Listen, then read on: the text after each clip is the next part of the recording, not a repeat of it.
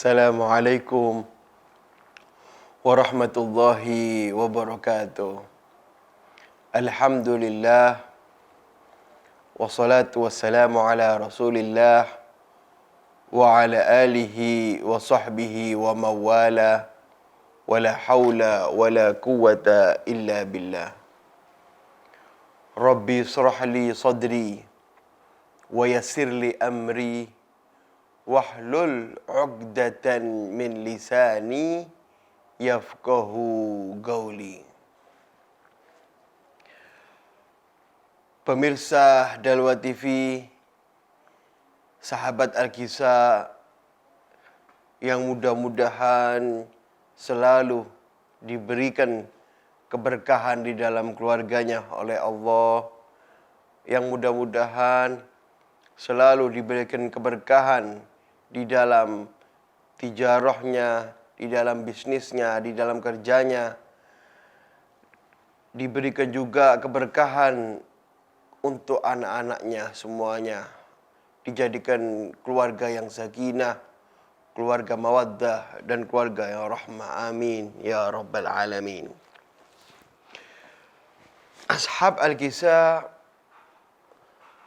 yang dicintai oleh Allah, sekarang yang akan kita baca bab masalah tobat. Ya. Ini tobat itu adalah kembali kepada Allah, ya.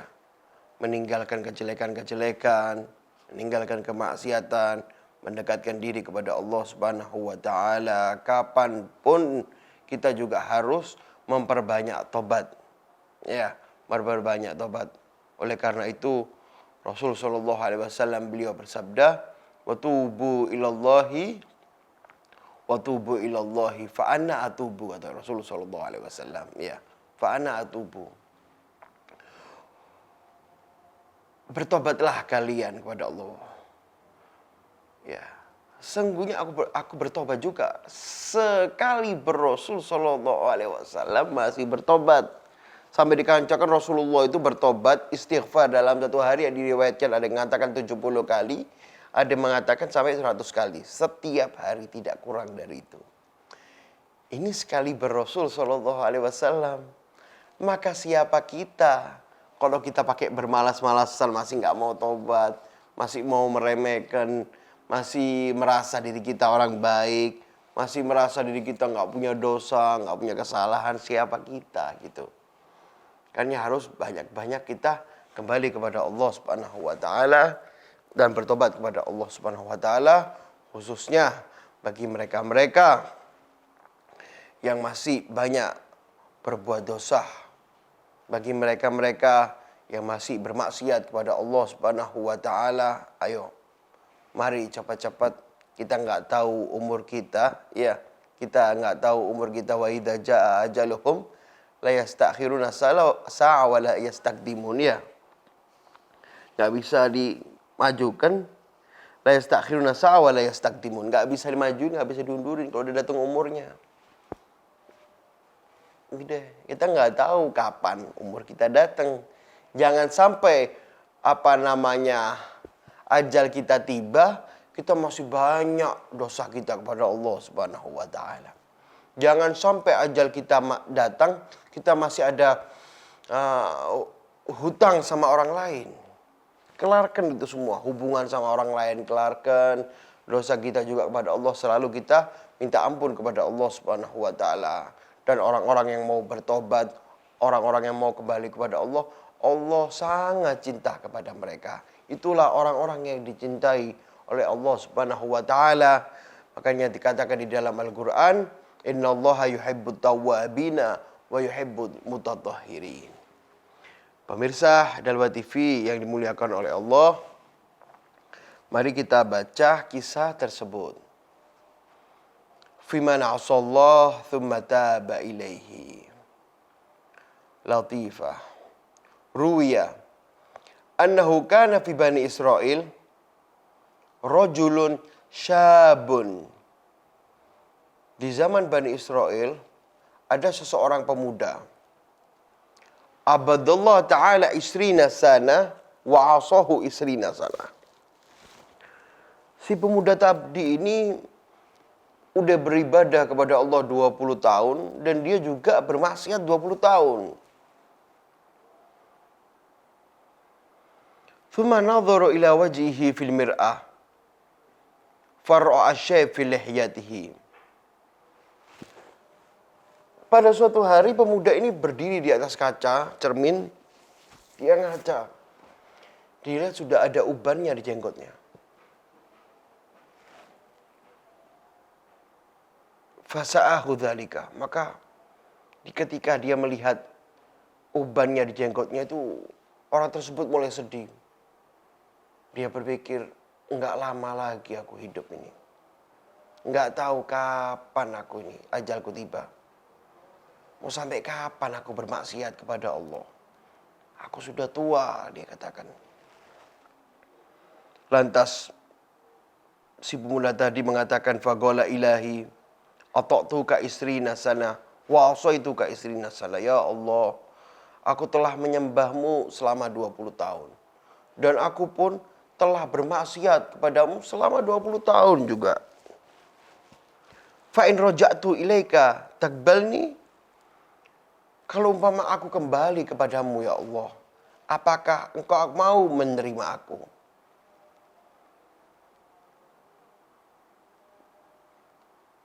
Fasami'a hatifan fi zawiyah la yura sakhsuhu yaqulu. Kemudian dia mendengar. Hatif itu ada suara tapi nggak ada orangnya ya. Ada suara datang, nggak tahu dari ujung gitu. Nggak bisa lihat, nggak dari siapa, nggak ada orangnya. Ada suara aja. Yaqulu lahu mengatakan suara itu, inji tanah jinaka. Kalau engkau mau datang kepada aku pun mau datang kepada engkau ini. Wa in taraktana taroknaka. Allah mengatakan in ji'tana ji'naka. Kalau engkau mau datang kepada aku pun akan datang kepadamu. Wa in taraktana taroknak. Allah mengatakan kalau engkau mau meninggalkan aku tinggalkan. Wa in asaitana amhalnaka. Kalau engkau bermaksiat aku akan binasakan, aku akan hancurkan engkau. Wa in roja'ta ilaina gobalnaga. Lantas Allah mengatakan akan tetapi ketika engkau mau kembali kepada aku akan menerimamu. Hadirin sahabat Al-Kisah yang dimuliakan oleh Allah. Allah Subhanahu wa taala sangat-sangat mencintai. Allah Subhanahu wa taala sangat-sangat menyayangi hambanya yang mau bertobat, hambanya yang mau kembali kepada Allah Subhanahu wa taala. Diceritakan di dalam Rasul Shallallahu Alaihi Wasallam pernah bercerita, Rasulullah menceritakan kisah daripada Bani Israel. Di waktu itu ada Bani Israel, dia ini sudah membunuh 99 orang. 99 orang sudah dibunuh sama Bani Israel ini. Lantas dia menyesal, ya Allah, aku sudah membunuh 99 orang. Apakah Allah mau menerima aku? Apakah Allah mau mengampuni aku? Apakah Allah mau maafkan aku? Dia datang kepada satu orang. Dia katakan, ente kan sering ibadah. Ente kan gak pernah maksiat. Saya ini sudah membunuh 99 orang. Apakah Allah mau mengampuni aku? Lantas orang tersebut dengan sombongnya mengatakan, enggak, tidak mungkin. Kamu sudah membunuh 99 orang. Pasti masuk neraka kamu. Allah gak mungkin mengampuni kamu. Langsung marah orang tadi. Oh gitu. Oh kalau gitu saya mau tambah. Saya mau bunuh biar pas 100 orang saja. Hanya dipenggal orang sombong tadi. Wah tambah nyesel dia. Tambah nyesel. Makin nyesel. 100 orang dia bunuh. Akhirnya dia datang ke satu ulama.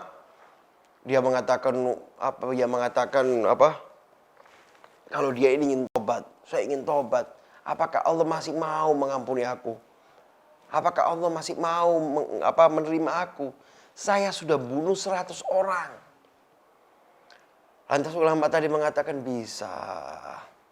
Allah masih mau mengampuni kamu. Allah sangat cinta. Allah sangat sayang kepada hambanya yang setelah bermaksiat, hamba itu menyesali kemaksiatannya, hamba itu menyesali kejahatannya, dan hamba itu ingin kembali kepada Allah. Allah sangat cinta kepada hamba tersebut. Lantas kata ulama tadi, tapi ada satu syarat kalau engkau ingin tobat. Apa kata orang tersebut? Oh, kata ulamanya, kalau inti ingin tobat, inti harus pergi dari daerah itu. Inti harus hijrah, keluar dari daerah itu. Karena kumpulanmu di sana orang-orang gak baik. Ketika kamu duduk sama orang-orang gak baik, sama orang-orang nakal, sulit kamu untuk bertobat. Sulit kamu untuk kembali ke jalan yang baik juga. Lantas orang tersebut mau menerima nasihat ulama itu, dia katakan, udah kalau gitu ana mau tobat, ana mau hijrah, mau ana tinggalin tempat ana ini. Udah, akhirnya dia kemas-kemas, sudah dia tobat, dia pergi dari rumahnya. Menuju tempat yang baik. Dari tempat yang orang-orang jahat, dia akan berhijrah ke tempat orang-orang yang soleh. Mungkin di sana pintu tobatku. Mungkin di sana aku bisa berubah. Akhirnya dia berangkat. Nggak taunya ketika dia berangkat, dia meninggal dalam perjalanan. Setelah dia meninggal dalam perjalanan, datanglah malaikat azab. Ingin mengadab orang tersebut. Ketika ingin diadab orang tersebut, datang lagi malaikat rahmah. Wah, kamu jangan mengadab dia. Ini hakku, kata orang-orang rahmah. Saya akan memberikan rahmah kepada dia. Malaikat azab mengatakan nggak bisa. Saya harus mengadab ini orang. Kata malaikat nggak bisa, dia sudah mau tobat. Loh, tapi kan belum sampai ke tempat itu. Dia bilang kan di tempat itu dia akan berubah nanti. Ini kan masih perjalanan. Lantas Allah Subhanahu wa taala memerintahkan malaikatnya, satu malaikat untuk menengahi, memberikan solusi di antara dua malaikat ini. Yang malaikat azab mengatakan ini harus diazab sebab belum sampai ke tempat kedua. Yang malaikat rahmah mengatakan ini harus dirahmai karena dia sudah ada kemauan kuat untuk bertobat. Lantas malaikat yang datang untuk menengahi. Dia katakan, oke, gini saja. Sekarang kita ukur. Orang tersebut meninggal ini lebih dekat ke tempat rumahnya dia dulu bersama orang-orang jahat atau lebih dekat dengan orang-orang soleh. Mari kita ukur sekarang. Fasubhanallah. Ketika mau diukur, Allah Subhanahu wa taala memerintahkan daerah lingkungan dia yang nakal itu, yang jahat itu menjauh. Diperintahkan oleh Allah untuk menjauh, dan lingkungan yang kedua yang orang-orang soleh, Allah perintahkan lingkungan itu untuk mendekat kepada orang tersebut. Yang mana kalau umpama dia diukur tadi, dia lebih dekat kepada lingkungan dia yang jahat, dia bakal diadab. Akan tetapi ketika dia lebih dekat kepada lingkungan kedua, lingkungan orang-orang soleh, maka dia akan dirahmai oleh malaikat tersebut. Kalau malaikat akan menolong dia. Lantas diukur. Jadi ketika mau diukur, Allah memerintahkan lingkungan yang jahat tadi untuk menjauh. Dan lingkungan yang baik Allah perintahkan untuk mendekat. Ketika diukur, fasubhanallah, jarak antara mayat orang yang ingin tobat tadi dengan tempat lingkungan yang baik, lingkungan dia orang-orang soleh tadi hanya 1 jengkal. Dan lingkungan yang dia dulu yang jahat itu jangan jauh-jauh sekali, sangat jauh. Subhanallah, maka ketika itu malaikat menolong dia. Hadirin rahimakumullah, lihat. Sebelum kita melanjutkan episode ini, kita rehat sejenak, nanti kita akan lanjutkan lagi. Ingat, jangan kemana-mana.